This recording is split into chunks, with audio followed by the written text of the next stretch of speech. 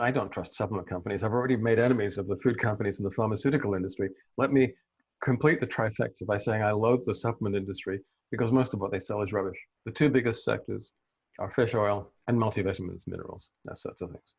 We know that fish oil doesn't work. We absolutely know this. The Cochrane collaboration did this huge meta-analysis within the last 12 months and looked at all the prospective randomized double-blind clinical trials that have been done with fish oils, and really none of them work. Fish oil has no effect. A talismanic effect, perhaps, but no real effect. It's junk.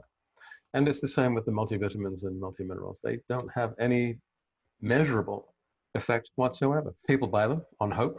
The companies who sell them, actually, they know, and I've spoken to some very senior people in these companies, they know that what they're selling has no effect, but hey, it's good business. So it's not an industry that I have much time for. And what we're trying to do at the Institute and in all the other companies that I advise is to build an entirely new model. There's so much evidence now, literally thousands of publications, showing how the pharmacological attributes of foods and food derivatives modify disease processes, modify physiology, modify metabolomics. It's time to look at that area, look at it rationally, and then put together formulations to derive from that evidence base that we can demonstrate have therapeutic effects. And that's what Zinzino do with balance oil. And there's a blood test you can take, which will show very quickly and easily whether you have the right 6-to-3 ratio or not. And you can watch it changing over a fairly short period of time as your ratios change and your symptoms go into remission. And that same principle of measuring the impact of what we're doing and perhaps testing at the start to see whether you need it in the first place, because I don't like the idea of medicalizing people who don't need to be, demonstrating that whatever intervention you decide to use or you think is appropriate, that something real is happening. I think that's really important. Mm-hmm. I'm not interested in classical nutrition. What we practice is EBN, evidence-based nutrition, which is the equivalent to EBM, evidence-based medicine. Mm-hmm. Yeah, and I took the balance test and found out that my ratio is 5-to-1. And that was before taking the balance oil, which I take every morning. And I love the taste and I love what it's doing to my body. And I actually compared it with other, fish oil supplements, even other fish oil that has vitamin E inside instead of the vitamin D and the olive polyphenols inside balance oil. So I noticed that the colors were different. The one with the vitamin E, it was like lighter, and you could just tell that balance oil was a much higher quality product. Could you go into why vitamin E is the wrong antioxidant to protect the omega-3s and why the fluorotannins are the right ones? Vitamin E has its functions and its applications. I'm not against vitamin E. It's perfectly acceptable to use vitamin E to stabilize omega-3s or fish oils when they're in a capsule or a bottle or a tank. Those are inert environments, particularly, obviously, if they're sealed. The problem is that once you take that fish oil capsule, whatever it is, and swallow it, the situation is now completely changed. This is not a stable and inert environment. It's incredibly dynamic and very dangerous. You're taking the vitamin E and you're exposing it to enzymes, changes of temperatures, changes of pH, and the presence of many other cofactors, so which may be antioxidant or pro-oxidant. And that fish oil has got a long and very dangerous journey to take. It's got to go through the mouth, the esophagus, the stomach, the acid bath of the stomach, the abrupt pH change in the small intestine, and then emulsification, absorption into the portal circulation, to the liver where it's wrapped up into chylomicron and LDL particles, and then into the general systemic circulation where it circulates through the body for up to 24 hours before it's incorporated into the tissues. Now, first of all, vitamin E doesn't always stick with the fish oil. So the fish oil is left unprotected. More significantly than that, under a range of conditions, vitamin E becomes pro-oxidant. And it does so, for example, in the presence of free iron or heme or porphyrin groups.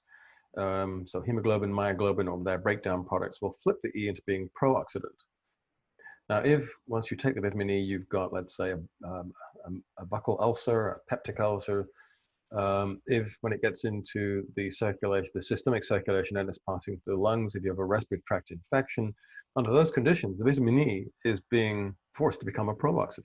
And so it's not being a chaperone anymore. It's actually breaking the omega-3s down. Now, we have a library of over 500,000 samples now of erythrocyte cell membrane fatty acid profiles. And what we can tell is that there are thousands of people who are taking fish oil and have been doing so religiously for decades. We look at their ratios and the omega-3s just aren't there. They didn't get to the peripheral tissues. They've not been incorporated into the cell membranes, and therefore they're having no effect, which is why the Cochrane collaboration found that fish oils, commercial fish oils, don't work. Then you have to step back from the detail and think, well, hang on. We know that eating fish is healthy. Eating oily fish is very healthy. The Danish physiologist Bang and Duerberg, who did the original work in Greenland and looked at the clinical picture of the Inuit Greenlanders, got some things right and some things very wrong. They didn't know that those people have certain genetic specialities, which make it easier for them to deal with such high amounts of lipids. But because they had a pharmaceutical orientation, they identified correctly the omega-3s as part of this protective nutritional platform, but they were just looking for one thing. They thought it was that one thing. In fact, what protects the Inuit, what makes them so resistant to inflammatory stress, is a binary weapon. It's the omega-3s plus the polyphenols in their diet. Now, to find out how that works, you have to go right back to the bottom of the marine ecosystem. The food pyramid, well, the food chain, starts with plants or marine algae in the oceans as it does on land. Now, whereas most terrestrial plants produce tocopherols and tocotrienols to prevent lipid oxidation, the marine cold water algae, which are producing omega-3s, produce a very special antioxidant to protect those omega-3s. And they're called fluorotannins. They're a condensed polyphenol. And this explains, the huge data mismatch, because you think, well, how could the omega-3s get all the way from the marine algae to the krill, to the pelagic fish, the lardfish, the marine mammals, and the Inuit over a period of 12 months or more? How could that be when these omega-3s are so fragile? And you can see that for yourself if you take a vitamin E fish oil capsule and empty it onto the palm of your hand. Within a minute, you can smell it starting to oxidize, whether the vitamin E is there or not. So how could these fragile molecules travel over such long distances and over such long periods of time and arrive at the apex predator, the Inuit, intact? The answer is very simple. It's those fluorotannins. They sit so tightly together with the omega-3s that they never separate. They travel with the omega-3s through the entire marine ecosystem. You never find the omega-3s on their own.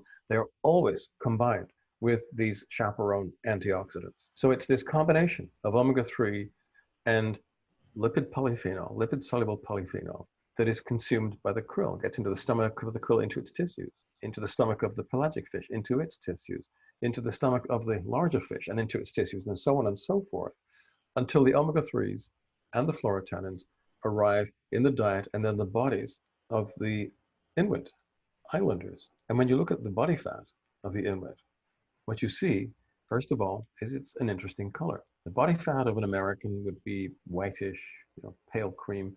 If they've been taking a lot of beta-carotene, drinking a lot of carrot soup or taking beta-carotene supplements, it might be slightly orange. The body fat of an Inuit is brown because fluorotannins are brown. And that's why the seaweeds that make the fluorotannins are brown. They're brown marine algae. All we have done is to reproduce that. We've taken an analogous lipid-soluble polyphenol, not from seaweed, but from olives, because that has certain other characteristics that we find very interesting. We combine that with the fish oil.